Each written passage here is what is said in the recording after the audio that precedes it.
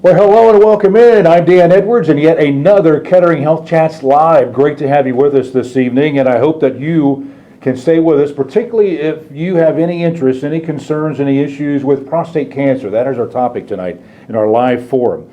It's an opportunity for you to ask questions, a free house call, if you will, with an absolute expert on this topic. Again, prostate cancer issues and treatment options. I'm told we have a very robust robotics program at Kettering Health, and we want to talk about that and how it benefits your family. Something that, unfortunately, this topic, prostate cancer, is something that probably in your family or someone you know's family we've had to talk about, and it's nice to be armed with information. We're going to do that for you tonight. So please weigh in right now with your questions about this topic. We want to get to as many questions that you have as possible tonight. So again, get your questions into that chat box now so we can get yours answered. And if you have any questions related to today's topic, prostate cancer, don't delay, get it into the chat box now. So let's welcome our Kettering Health expert, Dr. Dan Puchera, he prefers, we say Daniel, but he prefers Dan, like me, Dan. Hi, Dan, how are you? Hi, it's always good to be hanging out with another Dan. You got it. Well, you're a Dr. Dan. I'm just, the MC Dan. And it's great to have you with us tonight, Doctor. And Dr. Puchera serves as the division line leader for the urologic oncology for Kettering Health, and is also an associate professor of surgery at Wright State University Boonshoff School of Medicine. Man, what a great institute that is. And Dr. Puchera trained at Vadakuti Urology Institute at Henry Ford Hospital under the tutelage of Dr. Manny Menon, the father of robotic surgery and other pioneers. And the Vadakuti Urology Institute is the world's first dedicated robotic surgery program. And Dr. Puchera completed his Society of Urologic Oncology Fellowship at the Harvard Combined Program and trained at Massachusetts General Hospital, Brigham and Women's Hospital, as well as Dana-Farber Cancer Institute. And we're so glad to have the doctor and his commitment to his patients at Kettering Health's mission to improve the quality and life of the people in this community. I think you're going to see his passion in tonight's Facebook Live chat with Kettering Health. So, Doctor, thank you so much for your patience as we're awaiting folks to kind of queue in here and get their questions in the chat box. And if you would, Doctor, tell us a little bit about your journey to Kettering Health here in the Dayton region. Yeah, so my family moved to Ohio in 2001, and I went to high school outside of Columbus in Dublin, Ohio. And after Go Bucks! Well, actually, so I went to my undergraduate studies at Penn State, and so I'm a big Lion fan. So I love to bring that up this time of year. Yep. We'll see what happens in a couple of weeks, but I'm pulling for my Lions. But in any case, I went out to did all my schooling out on the East Coast. My undergrad medical school was in Detroit, as you mentioned, for a residency, and then back out to the East Coast for a fellowship. Nice. My folks still live in Columbus, and so as I was looking for jobs, found Kettering Health by accident, actually. Dayton was not high on my list of places to kind of end up at, but when I interviewed at Kettering and I saw the great programs that were available and what we could do here for this patient population, I was really drawn into that. So that really convinced us to come to Dayton. I love Dayton. I love living here with my wife and 2 kids and raising our family. Oh, fantastic. And where do you live?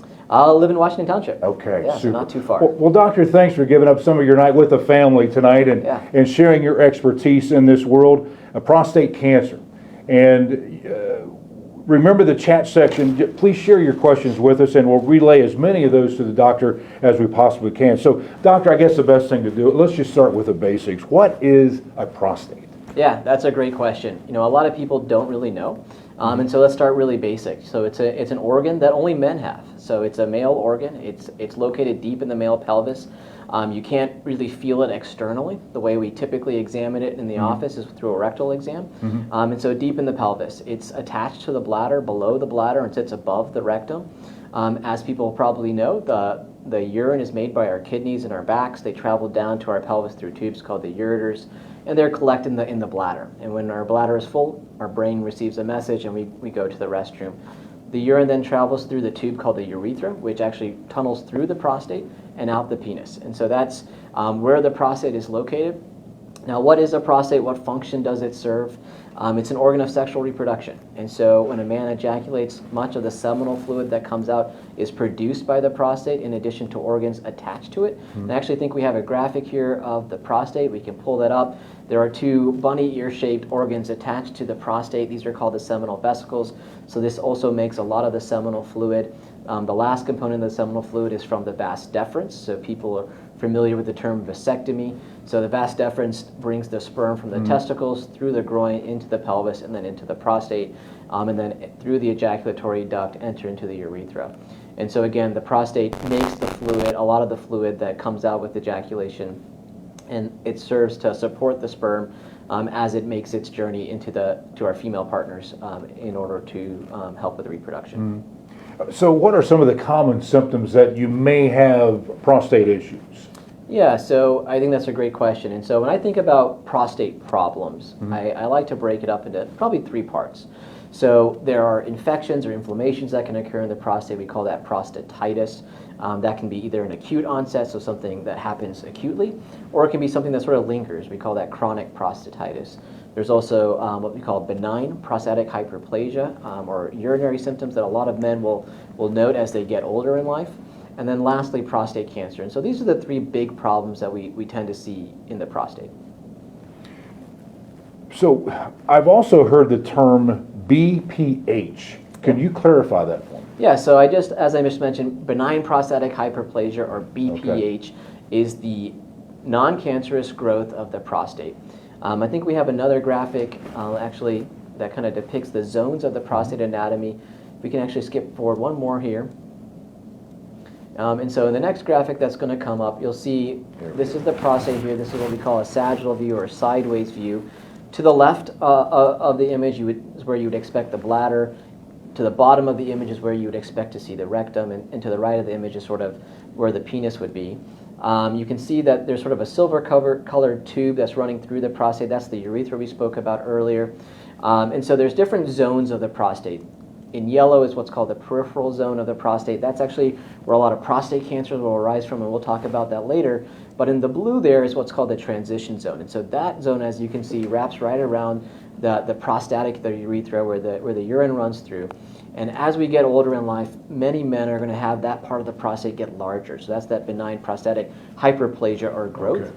And as that growth occurs, it can actually pinch off that tube a bit, making it more difficult to urinate. I guess I just didn't realize how important the prostate was for sexual performance. How do you notice something there with your prostate during intercourse? You wouldn't necessarily feel your prostate. It's not an organ that you would necessarily feel during intercourse, but it is important for the ejaculatory function we talked about. And actually the nerves which control erections wrap right around the prostate. And so, we're going to get into more conversations about prostate cancer in the future, but when we talk about treatment for prostate cancer, erectile function or sexual function is an important part of that conversation. Understanding where a man's at, what his priorities are in life with regards to sexual function, and then we can talk about how these nerves, which wrap very close to the prostate, how that relates to treatment options. Yeah, there's a lot going on in that general vicinity, isn't there? So yes. With BPH, how is that different from prostate cancer, or is it different? It is absolutely different, and so I think this is a common source of confusion for many patients. Right. These are actually two separate problems that can coexist at the same time in the same organ. And so just because you have BPH does not necessarily mean you have prostate cancer and vice versa. And so BPH is a distinct entity. Again, it arises typically from that blue part of the prostate that we looked at earlier, around the urethra. You can get cancers that arise from that part of the prostate as well. But BPH symptoms, again, are very separate than prostate cancer, and they're not necessarily related. And so, yes, think about them as different problems. Okay. What about the treatments for BPH? Obviously, they differ as well. Yes. And so there are many treatments for BPH. And so typically, we typically follow an algorithmic type approach to treatment of BPH. We typically start off with medications. So there's several classes of medications that can be used to treat this. So early on, many men are going to be put on medications. For example, a common medication is tamsulosin, which is an alpha blocker, which can relax some of the muscles in that blue part of the prostate we were looking at earlier, which makes it easier for a man to pass their urine. There's a drug class called 5-alpha reductase inhibitors. A common drug within that class is called finasteride or Proscar, which can actually shrink that down and make it, again, easier for urine to pass. And so typically the first line of treatment are going to be medical options. Many men will, however, go beyond. Their symptoms will not be controlled with medical options forever, and then will need surgical treatment. And so there are a whole host of surgical options with regards to treatment. The surgical option that we typically choose is going to be dependent on the size of the prostate. Again, a man's preference for some side effects, so sexual side effects are common after these operations, and so discussing those are important. But size is a main driving point of what treatment we choose surgically for BPH. And so there is an option called the UroLift, and so we have partners in my practice that perform that operation. The most common operation here, or the gold standard operation, is something called the TURP, or people lovingly call it the Roto-Rooter. You hear a lot of guys talk about it that way. Lovingly, yeah. It's called the transurethral resection of the prostate, but essentially we go in with the camera, we scrape out part of that prostate, opening up that channel, and then, again, there are other newer innovations here. There's an operation called the HoLEP, which is using a laser to essentially enucleate or remove a big part of that part of the prostate. It can be removed surgically. And again, the exact choice of surgery is very much dependent on the patient and the size of the prostate. Yeah. Well, Dr. Puchero, how common is prostate cancer? Yeah, that's a great question. Prostate cancer is an extremely prevalent condition. And so we're going to pull up a graphic here from the American Cancer Society. My apologies, this is a year old. I will try to give you the newest numbers here, but it's pretty similar. So prostate cancer, outside of skin cancers, is the number one most common diagnosed cancer in men. You can see from this graphic in 2021, there are about 250,000 annual new diagnoses of prostate cancer in the United States. This number has actually increased over the last year, so the 2022 figure is closer to 270,000. Mm-hmm. And the bottom half of this figure shows the number of deaths from prostate cancer each year. And so it's the number 2 cancer killer in men. And so again, very important, it's about 35,000 new deaths from prostate cancer each year. And so you hear a lot of times that, prostate cancer is very common, which it is, and that many men won't die from prostate cancer. That's also true. But as you saw in those figures, this is still the number 2 cancer killer in men, and still it is a very important problem. So what type of factors are we looking at in development of prostate cancer? Yeah, so let's talk about risk factors. So one risk factor we should know about is age. And so as all of us guys get older, prostate cancer becomes more prevalent. And so the average age of diagnosis for prostate cancer is around 66. 66. And so there have been good autopsy studies that have looked at this, at incidental prostate cancer in men who've died from other causes. And again, as we get older, the incidence or likelihood of finding prostate cancer increases significantly. Some figures as high as 80% in guys in their 80th decade of life. Or their 8th decade of life, I should say. And so again, it's a very prevalent problem. So age itself is a risk factor. Another common risk factor is family history. So first degree male relatives, so a dad, an uncle who have prostate cancer, a brother, for example. If you have that sort of family history, you are at increased risk of having prostate cancer. And the last is race. African American men are at increased risk of prostate cancer as well. They are 75% actually more likely to develop prostate cancer than their counterparts, and they're actually more likely to die from prostate cancer as well. It's a complicated issue why that's the case, but again, African American race is another risk factor. Is diet have anything to do with it, or hereditary? I mean, obviously hereditary is, but I mean, what's some of the other things that are causing these numbers to spike? Yeah, and so diet, we're learning more and more about how the interplay of diet and lifestyle impacts prostate cancer development and also prostate cancer progression. And so there is a link between obesity and lack of exercise with development of prostate cancer, for example, especially the higher grade forms of prostate cancer. There's also literature that's supporting the use of diet and exercise in sort of slowing down prostate cancer growth, particularly for men who have lower grade prostate cancers that we're surveilling or watching, and we'll get into that a little bit in the future. But yes, there is emerging data in this space that diet and exercise are important when it regards to prostate health. Why is it exercise, or I mean, obviously your diet, I can understand that, but exercise, what does that have to do? Just the blood flow or just a healthy lifestyle in general? To be perfectly honest, I don't know that Yeah. we have clear answers on the mechanism of action for why Okay. diet and exercise are important. I think there are some hypotheses that are there. Both eating poorly or not exercising enough can lead to inflammation, an increased risk of cell turnover or cell damage, which could be a predisposing factor for cancer. Again, these are hypotheses. Right. I don't know that we have a specific mechanism of action that we can say this is exactly why this would happen. But again, we're starting to uncover more of this as our studies are maturing. Well, a chat question here. We're looking for detection. You say the average age is around 66. So when should we really kind of start looking at the plumbing here, so to speak? Yeah, and so it depends on which guidelines you're looking at. So Okay. there's the American Urologic Society, or the AUA, there's the American Cancer Society, there's the Prostate Cancer Foundation. And so the numbers vary a little bit, but most would agree that an African American man or a man who had increased risk of prostate cancer, we talked about those family genetics, should probably start getting PSA testing, so prostate-specific antigen blood testing. It's a blood test around the age of 40 or 45. 40 or 45. For a man who's at average risk, so no family history of prostate cancer, not African American, probably around age 50 to 55. And again, there's various different ways that screening can be performed, or frequencies, I should say. Most commonly, men are going to get this done once a year by their primary care physician. It can be done differently. So, for example, if you have a low PSA to start off with, some would recommend doing it every other year. But in reality, when I meet men, most guys who are seeing their physicians are getting their blood drawn annually anyways. It's a very easy thing to add on to the list of blood tests that you're already getting done.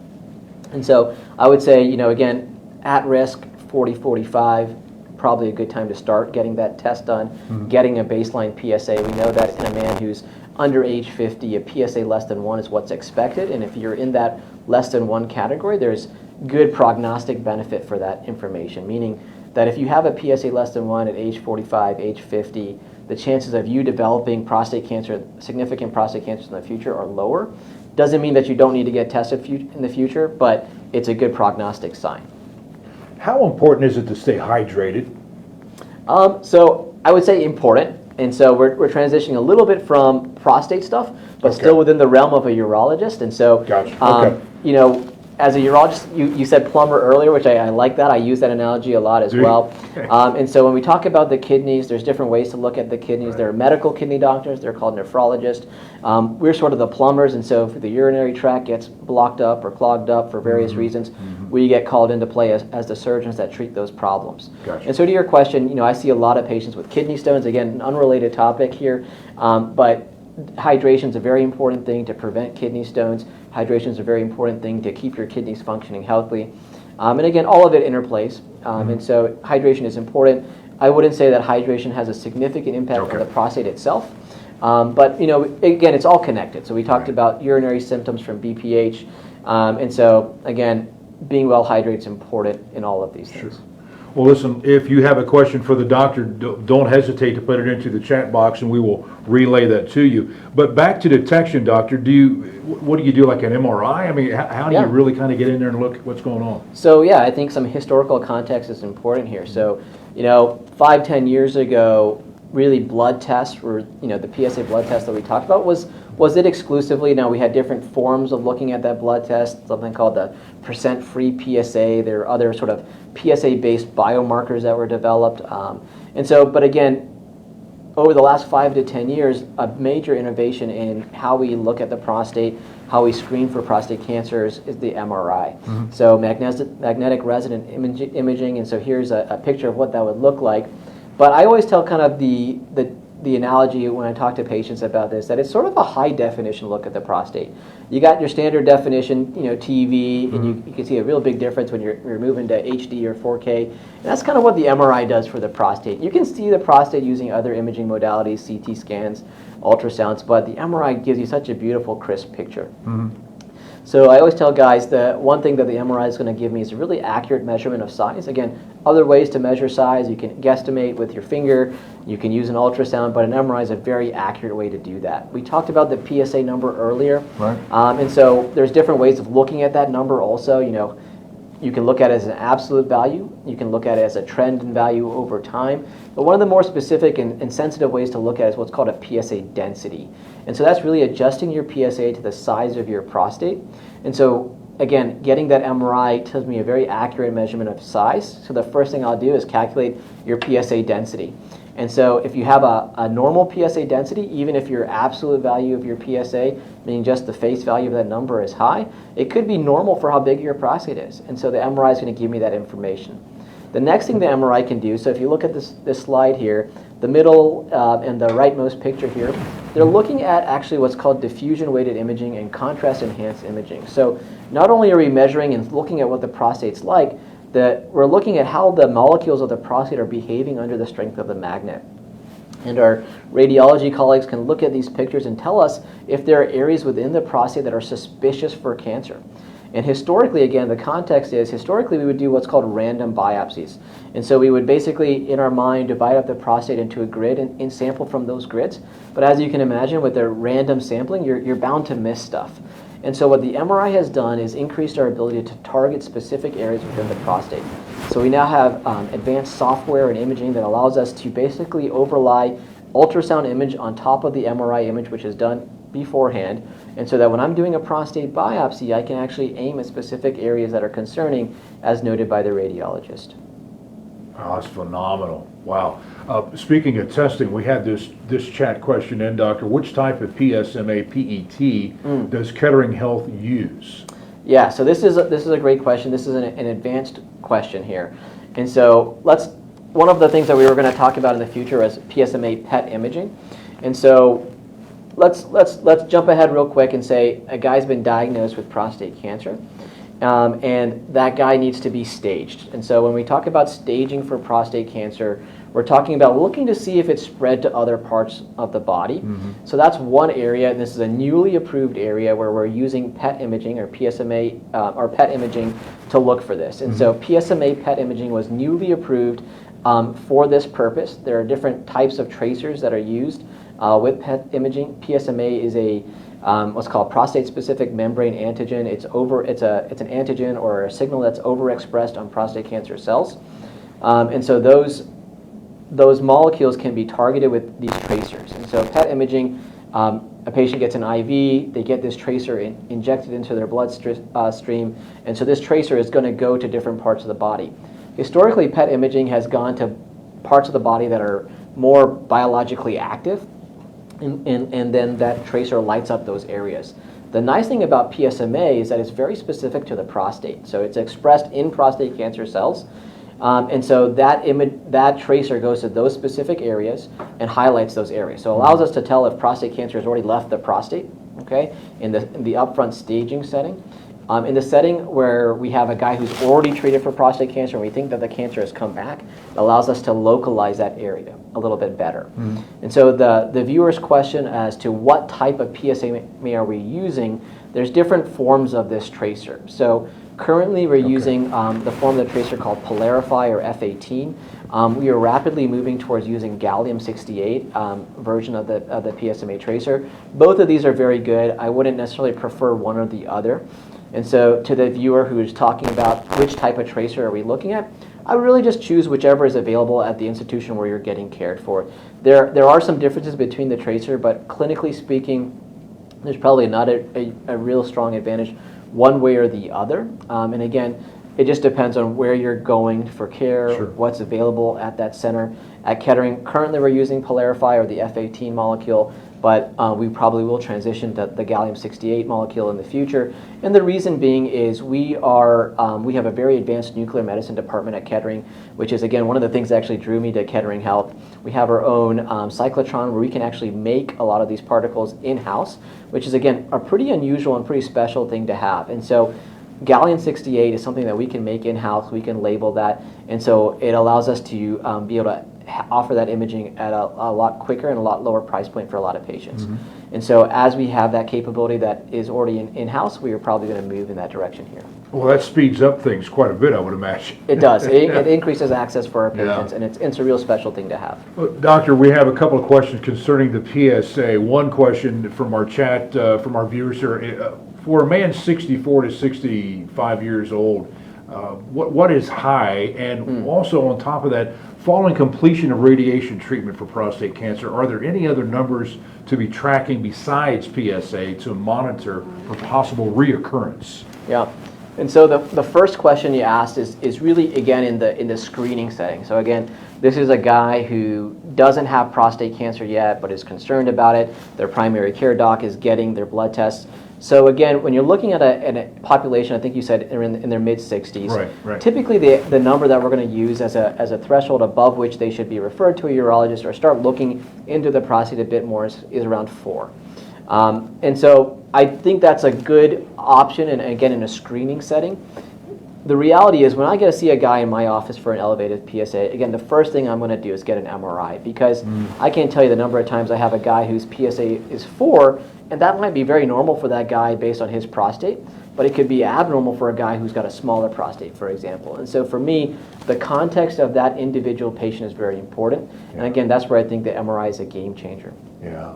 I'm going to transition a little bit into that second question, which Sure. is, again, so now that question from this viewer is a patient who has been diagnosed with prostate cancer, has been treated for prostate cancer, and again, on the post-treatment side of prostate cancer, we do use this PSA blood test again, now not as a screening tool, but as a biomarker to assessing the cure rate. And so we do this whether that man has had surgery or whether that man has had radiation. So after radiation, unlike in surgery, we remove the gland, so that PSA number ideally should go to a 0 or undetectable level. During radiation, the organ is not actually removed from the body, but is treated where it sits. That PSA number is going to come down to a very low number, but not a 0 number. And so it's going to stay at that low number, and it should stay perpetually low. And so when we talk about failure from radiation, yes, really the only thing that we're going to monitor is your PSA. And so what we're looking at is what that PSA number is doing over time. Like I said, ideally, if the cancer is controlled, that number should stay low and be low. It shouldn't rise. If that number is rising, then we start to get concerned about, has that prostate cancer come back, either in the prostate or outside of the prostate. Typically, the definition of failure after radiation is what we call the nadir value, which is the lowest PSA value after treatment, plus a margin of 2. And the reason we give that margin of 2, again, is because the prostate's still there, so we do expect some PSA numbers, or some PSA value to be there, but again, it's that nadir value plus 2. Now, if you cross that nadir value plus 2, again, going back to one of our earlier viewers' questions, one of the first things we will be doing is a repeat staging evaluation, which is, again, where this PSMA PET is a new kid on the block, is a new tool that we have at our disposal that is very good at identifying where that cancer is. Is it in the prostate or is it outside of the prostate? Okay. Well, Doctor, let's wrap it up with one more chat question. Does Kettering Health have any prostate cancer support groups, particularly, that deal with prostate cancer? Yeah, and so I think one of the really special things that we've established at Kettering Health is what's called our Multidisciplinary Prostate Cancer Clinic, or our MDC clinic. And so when a guy is faced with a diagnosis of prostate cancer, one of the first questions we always ask is, number one, should this guy get treated? So there's a big spectrum of disease when it comes with prostate cancer. There's very low risk and low risk prostate cancers all the way up to high risk prostate cancers. So prostate cancer is not the same, and every man is different. And so the very first question that needs to be asked and answered is, does this man need to be treated? Okay. The second question is, if you say, yes, this man needs to be treated, okay, the first thing we do is that staging, which is that PET scan we talked about. But then the next thing is, what's the right treatment for this patient? Not surgery is not the right answer for every man. Radiation is not the right answer for every man. And really the best way to figure that question out is to have that discussion in the context of a larger group of people that treat the disease, a surgeon like myself or a radiation oncologist. And so that's what that multidisciplinary cancer center that clinic offers for patients. All right. Dr. Pachero, you've given us some great information tonight, some great insight. Thank you for your expertise on this matter. We do appreciate it. You're very welcome. Time has flown by. I know. And Well, you're so- very thorough with your answers and some great questions tonight, too, from Yeah, our viewers. I appreciate that. So thank you, Doctor, and best to you and your family. And if you'd like more helpful information, just go to our website. Right there it is, ketteringhealth.com. And join us next month for our next Kettering Health Facebook Live chat. We're going to be looking at women's breast cancer with Dr. Heather Riggs. So we hope you'll join us at that time. And in the meantime, we just, on behalf of everybody here, we just want you to stay safe. And, as far as Kettering Health is concerned, we want you to be your best. See you next month.